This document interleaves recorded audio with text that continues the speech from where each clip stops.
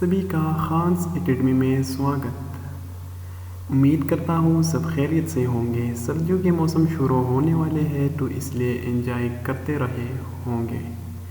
Khan academy क्या है? Khan academy एक बेहतरीन स्टडी प्लेटफॉर्म है जो आप लोगों की न्यू सिलेबस, आप लोगों की एंट्री टेस्ट, आप लोगों की बोर्ड एग्ज़ाम की न्यू सिलेबस के मुताबिक आप लोगों को free of cost education provide कर रही है।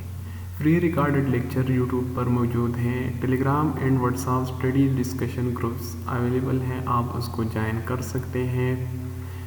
पीडीएफ नोट्स आप लोग डिस्क्रिप्शन बॉक्स में लिंक से डाउनलोड कर सकते हैं। पास्ट पेपर और पास्ट एंट्री टेस्ट एमसीक्यूज साथ ही लेक्चर में आप लोगों को मिल सकते हैं और चैप्टर के एंड पर आप लोगों को मोर देन 200 एमसीक्यूज डिस्कशन होगी आप लोगों की। तो अभी बिल्कुल देर मत कीजिए, यूट्यूब पर सब्सक्राइब करें और बेल आइकन क्लिक करें ताकि आप लोगों को नया आने वाला लेक्चर बहुत आसानी से मिल जाए। हमारा सबसे पहला चैप्टर है वो है सेल स्ट्रक्चर एंड फंक्शन। तो सबसे पहले हम थोड़ा सेल थ्योरी पढ़ लेते हैं कि सेल थ्योरी क्या है। तो हिस्ट्री की तरफ थोड़ा जाते हैं। हिस्ट्री में सबसे पहला कॉन्सेप्ट किसने दिया था? अरिस्टो ने दिया था। अरिस्टो आप लोगों को पता है ना, 384 टू 322 BC उसने कॉन्सेप्ट दिया था कि लिविंग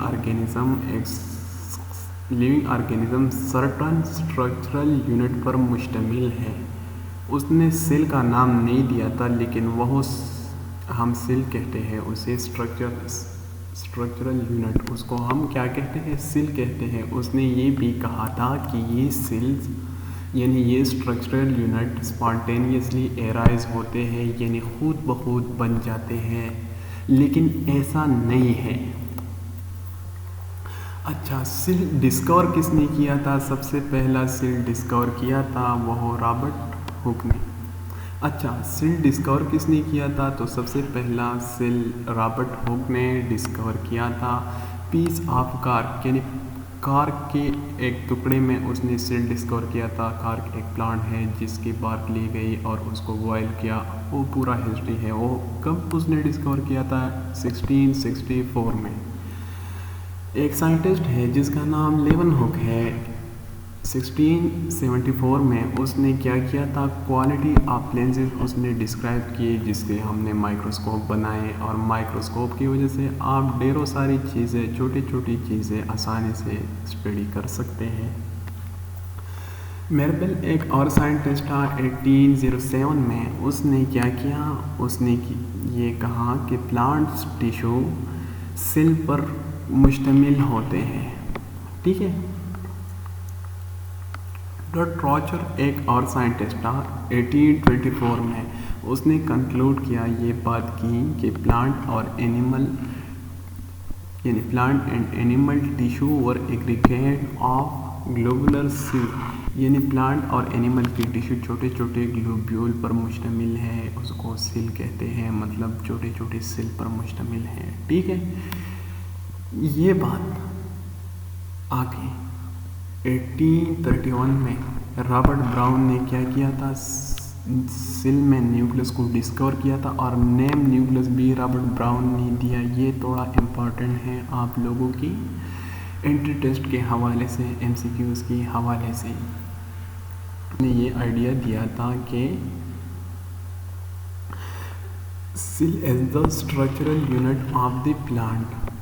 मिथ्यूस स्ट्रक्चरल यूनिट क्या है? सेल है। और श्वान एक और साइंटिस्ट था जिसने यही प्रिंसिपल, यही थीसिस किसको? एनिमल को अप्लाई किया कि एनिमल भी छोटे छोटे एनिमल का स्ट्रक्चरल यूनिट भी सेल है। सेल थ्योरी के मेन पॉइंट्स, यानी मॉडर्न सेल थ्योरी के हमारे पास मेन पॉइंट्स क्या क्या है? सबसे पहला, ऑल लिविंग थिंग और कंपोज्ड ऑफ सेल्स हो। ये बात तो बिल्कुल ठीक है, तमाम लिविंग ऑर्गेनिज्म सेल पर मुश्तमिल होते हैं। Cell is the basic structural and functional unit of life. Cell हमारे पास स्ट्रक्चरल यूनिट भी है और फंक्शनल यूनिट भी है लाइफ की या लिविंग ऑर्गेनिज्म की। ये बात ठीक है, लेकिन ये लिमिटेशन है यहाँ पर। हमारे पास स्ट्रक्चरल यूनिट तो सेल है और फंक्शनल यूनिट भी है, लेकिन मोस्टली ऑर्गेनेली पे स्पेसिफिक फंक्शन परफॉर्म करते हैं, तो इसलिए यहाँ लिमिटेशन है। All metabolic reaction take place in the cell. ये बात भी ठीक है, दुरुस्त है। मेटाबॉलिक रिएक्शन सेल में होते हैं, लेकिन कहाँ पर होते हैं? सेल में, साइटोप्लाज्म में होते हैं, तो इधर भी लिमिटेशन आती है। और ऑल सेल्स यानी न्यू सेल्स, नए सेल जो बनते हैं वो पहले से मौजूद सेल से बनते हैं। ये बात भी बिल्कुल दुरुस्त बात उसने की है, लेकिन यहाँ भी लिमिटेशन है। उसने ये मेंशन नहीं किया कि ये सेल डिवीज़न कैसे होते हैं और कौन इसको कंट्रोल कर सकता है। आगे हम इसकी लिमिटेशन में ये पढ़ेंगे। सेल थ्योरी को कुछ साइंटिस्ट ने एक्सटेंशन दिया था, मतलब जैसे कि नगेली, उसने क्या कहा था 1846 में उसने ये कहा था कि new cell arise from pre existing cells. Rudolf Virchow एक और साइंटिस्ट था, उसने निगेली की इस प्रिंसिपल को लाइफ की कंटिन्यूटी, मतलब कि लाइफ कैसे कंटिन्यू है, लाइफ कैसे कंटिन्यू है, नए सेल कैसे बनते हैं, तो वो प्री एग्जिस्टिंग सेल से बनते हैं। ये नगेली ने ये बात की और रुडोल्फ वर्च्यू ने कंफर्म किया था। लुईस पास्चर ने ये बात सपोर्ट किया। सेल थ्योरी की लिमिटेशन क्या है? वायरस को एप्लीकेबल नहीं है। वायरस बाउंड्री पर आते हैं, न लिविंग है न नॉन लिविंग है, इसलिए हम उसको सेल नहीं कह सकते, तो सेल थ्योरी लिमिटेड रह गई ना। दूसरी बात उसमें ये थी कि cell is the basic structural and functional unit, लेकिन फंक्शनल यूनिट क्या है? ऑर्गेनेली है, तो लिमिटेशन आ गई।